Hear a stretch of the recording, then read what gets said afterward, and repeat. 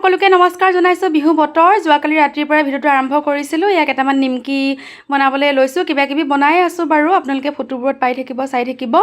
তাৰপিছতে নিমকি বনাই থাকোঁতে ভাবিলোঁ জুইডাল জ্বলিয়া আছে, ইয়াতে ভাতকেইটাও বহাই দিওঁ। অকলশৰীয়া মানুহ চবফালে দৌৰা-দৌৰিকৈ কৰিব লাগে। মাছ আনিছিলে এওঁ, মাছখিনি ভাজি পেলাই মাছৰ জোল বনাওঁ। আনফালে গেছত বহাই দিছোঁ ভাত আৰু ভাজি, মাছ ভাজি আছোঁ।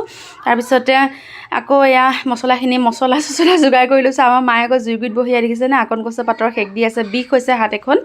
আৰু মনটো বেয়া যদিও তথাপিতো বিহু বুলিতো কৰিবই লাগিব, যিহেতু মা আছে, দেউতা আছে, ছোৱালী দুজনী আছে ন, আৰু ওচৰ চুবুৰীয়া কোনোবা এজন আহিলেতো চাহ একাপ দিব লাগিব, যিহেতু ভোগালী বিহু, ভোগৰ উৎসৱ। আৰু আনফালে এইকেইজনী একদম ডেক লগাই বেয়া ফূৰ্তি লাগিছে আৰু পূৰা একেবাৰে নাচি আছে। বৌয়ে মই দুইজনীয়ে প্ৰত্যেক বছৰ একেলগেই কৰোঁ দেই, পিঠা পনা বনোৱা দুইজনীয়ে সহায় সাৰথি কৰাকৈ লাগি ভাগি কৰি থাকোঁ আৰু ভাল লাগে দিয়কচোন কথাই বতাই। চাওকচোন মছলা ভাজি আছোঁ মাছৰ জোলৰ কাৰণে। বৌক ক'লোঁ নিমকিখিনি ভিতৰতে তুমি গেছতে ভাজা। বৌয়ে আনফালে নিমকি ভাজি আছে। তাৰপিছতে বাচন বৰ্তন যিকেইটা আছিলে আকৌ মই এইকেইটা ধুই কৰি ল'লোঁ। আনফালে পিছদিনা ৰাতিপুৱাৰ ভিডিঅ', এয়া চাউল, বৰা চাউল, ভাতৰ চাউল গোটেইখিনি লৈছোঁ তিয়াবৰ কাৰণে, ধুনীয়াকৈ জাৰি কৰি লৈছোঁ। তাৰপিছতে এয়া তিয়াই কৰি থৈ দিম। তাৰপিছতে খুন্দিম আৰু অকণমান দেৰিকৈ খুন্দিম, কাম আছে অলপমান কৰি লওঁ। তাৰপিছত আকৌ বৌহঁত আহিলে ওচৰৰে, বৌহঁতে পিঠাগুড়ি খুন্দি আছে। ঢেঁকীটো মানে মানুহে কৈ থৈছে যে আগতীয়াকৈ সিহঁতে খুন্দি কৰি লওক, ঘৰৰ মানুহ লাহে ধীৰে খুন্দিম, ৰাতি হ'লেও কথা নাই। আনফালে আকৌ পাকঘৰ চাকঘৰ গোটেইবোৰ মই চাফা কৰিছিলোঁ, কাপোৰ কানি বাৰু ধোৱা হৈ গ'ল। তাৰপিছতে পাকঘৰটো মানে এনেই চাফা কৰি থকাই যায়, বিহু বুলি লগত বেছিকৈ কৰা যায়, এইবোৰ সামৰি সুতৰি লৈছোঁ, গা পা ধুই আহি। তাৰপিছতে এয়া চাওকচোন আমাৰ গোটেই বৌহঁত চব, বাইদেউ চব বহি আছে। তাৰপিছতে দুপৰীয়া ধুমা-ধুমকৈ দৌৰা-দৌৰিকৈ দালি আৰু ভাজি দি পেলাই ভাতকেইটা বনালোঁ, কাৰণ পিঠাগুড়ি খুন্দিব লাগিব, আকৌ তিল ভাজিব আছে। আনফালে আমাৰ পণ্ডিতে দুপৰীয়া পঢ়িব বহিছে, আকৌ এই তিলখিনি বোলেকে ভাজি লওঁ। বৌয়ে চালি আছে আৰু খুৰী এজনীক মাতিছিলোঁ ঢেঁকী দিবলৈ, খুৰীজনীয়ে ঢেঁকী দি আছে। একেবাৰে দৌৰা-দৌৰিকৈ হুৰা-হুৰিকৈ অকলশৰীয়া, যিহেতু চব ফালে মেনেজ কৰোঁ, আনকৈ কানিয়ে কাপোৰে বাহিৰত আছে, এসোপাও সামৰিবলগীয়া হৈ আছে।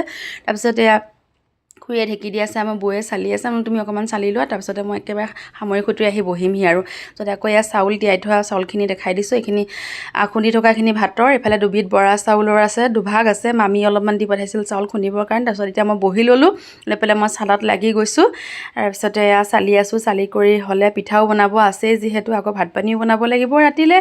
মানে নক'ব আৰু বিহু বুলিলে দৌৰা দৌৰি, এনেও ঘৰত কাম কৰি থকাই যে নিত্যমাতি, ভাবিলোঁ আজি আপোনালোকক দেখাওঁ। আনফালে এই চৰাইকেইটা পুহিছোঁ যেতিয়া, সিহঁতকো দানা পানী দিব লাগিব ন, সিহঁতো জীৱ, সেইফালেও কৰিব লগা হয়। কোনফালে কৰিব মানে চাওকচোন, অকলশৰীয়া মানুহ শুনিবলৈহে ভাল, কিন্তু একেবাৰে চব পিনে বিপদ। আনফালে এইকেইটা ক'লা বৰা চাউল খুন্দিছোঁ পিঠাৰ কাৰণে।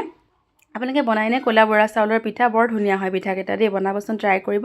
আৰু এইকেইটা ভাতৰ চাউল এক্সট্ৰাকৈ ৰাখিছোঁ। আৰু এইফালে নাৰিকলখিনিও ভাজি ল'লোঁ পিঠা বনাবৰ কাৰণে, তিল ভাজি খুন্দি ল'লোঁ। আনফালে মায়ে চাহ বনাইছে সকলোকে দিবলৈ, খুৰীজনীয়ে অথনি বা ঢেঁকী আছে, ঢেঁকী দি কৰি হ'ল। মই বোলো চাহ একাপ দিয়কচোন খুৰীক। মায়ে চাহৰ গোটেই একদম জুইশাললৈ উলিয়াই লৈ আহিছে, সকলোৱে খাম বুলি একেলগে। তেনেকুৱাতে আকৌ আহিল আমাৰ এইয়া মামীজি আহি উপস্থিত হ'লহি। চাউল দি পঠাইছিলে আগদিনাই খুন্দি দিবলৈ ঢেঁকীত, আনিছে মিঠাই। মই কৈছোঁ গৰম গৰম কিবা এটা আনিব নোৱাৰিলা? তাৰপিছত আকৌ আমাৰ মামাশ্ৰী, মই কাপোৰ কোপা ধুইহে থৈছোঁ, একো লগোৱাই নাই, গোটেইখন লেংটা লেংটা হৈ আছে ঘৰত। তাৰপিছতে মামী আহি আকৌ গৰম গৰম চাহ উপভোগ কৰিবলৈ পালে, চাহ তাহ খালে। তাৰপিছত মামালৈ আকৌ মই চেনি নিদিয়া চাহ বনালোঁ, বনাই কৰি ধুনীয়াকৈ দি কৰি খুৱাই কৰি লৈ দীঘলীয়া ভিডিঅ' বহুদিনৰ মূৰত দিছোঁ। আশা কৰিছোঁ আপোনালোকে ভাল পাব, আৰু যদি ভিডিঅ'টো ভাল পালে লাইক কমেণ্ট কৰিব নাপাহৰিব।